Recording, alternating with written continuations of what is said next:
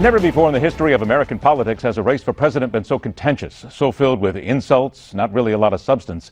And as we head for the all-important New Hampshire primary, there is a sense growing that not only Republicans, but Americans are seeking a leader who brings to the table more than verbal slams, robotic answers, and promises that seem to come from an old script. The polls are shifting, and there remains a glimmer of hope for our next guest at a time when he must deliver a real knockout punch to get back into the race and prove he is the candidate that can defeat Hillary, Bernie, or whomever faces off in November. It's a pleasure to welcome to the Hardline former Florida governor and Republican presidential candidate Jeb Bush. Governor, I want to thank you very much for being here. We know your schedule is very tight. We appreciate you being on Newsmax TV. Delighted to be with you, and it's really a blast campaigning up here. Being from South Florida, Ed, you'll appreciate this.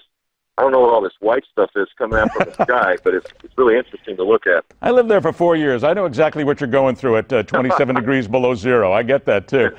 We hear you're drawing big crowds in New Hampshire, but the polls, let's face it, they were wrong big time in Iowa. Yet the UMass poll that we're looking at has Donald Trump's lead growing to 17 points. So you and others like Cruz, Kasich, Rubio, almost a statistical dead heat for second. So what is happening up there, and what is causing all this change? What's interesting is that people in New Hampshire make up their minds late.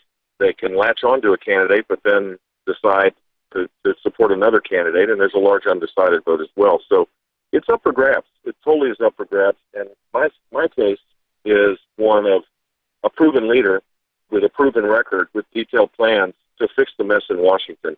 And as we saw in the debate, as people become more interested in what you've done and what you want to do, having a record matters a lot. And there's some really gifted politicians on that stage.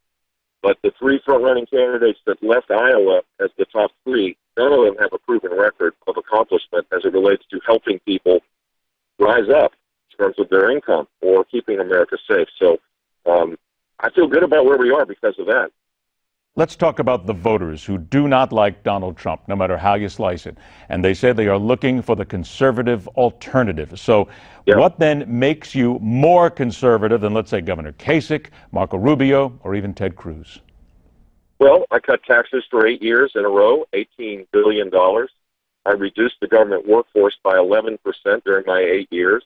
I did it because we took on the powerful public unions, and you can fire public workers in the state of Florida for because of incompetence, which is surprising that that's a big deal. But man, there was a huge fight to do that. We took on the teachers union and won by creating the first, the second, and the third statewide voucher programs. We led the nation in job growth 7 out of 8 years. I was one of 2 states, Florida was, to be AAA bond rated, moving up from AA to AAA. I turned the whole place upside down. And I did it in a way that allowed people to grow income far faster. We led the nation in small business creation. No one has that record, Ed. No one comes close to that record. That's not to say that the governors on the stage aren't capable and they're doing a good job, but I have the most conservative record of accomplishment. The other candidates can talk about what they will do, but they cannot honestly say that they've done what I've done. Marco Rubio is a gifted politician, but his accomplishments, even when his campaign was asked about it, mentioned a amendment to Obamacare that it turns out he was not actually the sponsor of, a doubling of sanctions for Hezbollah, which is good, except he didn't vote for it. He didn't even show up to vote, and one other bill. That's not leadership. A gifted politician also needs to be someone who can make a tough decision, and I think I have that proven record. I got about 90 seconds left. 2 quick questions for you here. Now, Marco Rubio, you mentioned him. He seems to have had an interesting moment in the debate. Well, he sort of lost it, kept repeating his lines. You said it struck you as really weird. What do you mean by that? Well, it was so canned when it was clear that the point that Christie was making was that he is canned, and he kept repeating the same thing, kind of validating Chris's argument. And for a guy as gifted as Marco is, which he is, it was unusual. He's got, he can turn a phrase. I've seen it. He is a really gifted orator. But in that particular case, it validated a belief that, notwithstanding how charismatic he is, he does not have a record.